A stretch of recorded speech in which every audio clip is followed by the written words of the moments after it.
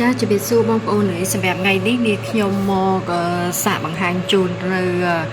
ម៉ាស៊ីនគៀបផ្លែឈើបែងចែកកាក់ផ្សេងទឹកផ្សេងបងប្អូនចាម៉ាកតូយូម៉ាស្តង់ដារជប៉ុនធានាគុណភាពជូនបងប្អូនណាសម្រាប់ម៉ាស៊ីនគៀបផ្លែឈើម៉ាកនេះគឺធានាជូនតែម្ដងណាបងប្អូនណាហើយសម្រាប់កម្លាំងវិញគឺខ្លាំងអាចគៀបផ្លែឈើបានគ្រប់ប្រភេទទាំងអស់ណាបងប្អូនណាចាអាចគៀបផ្លែឈើក៏បានគៀបធ្វើទឹកស្តៃក៏បានហើយគៀបធ្វើការ៉េមបានទៀតណាបងប្អូនតម្រង់គឺធំណាចាងាយស្រួលក្នុងការគៀបមិនរើសផ្លែឈើទេផ្លែឈើប្រភេទណាក៏អាចគៀបបានដែរហើយគៀបកាកគឺស្ងួតល្អហើយបានទឹកផ្លែឈើច្រើនទៀតណាហើយរក្សានៅ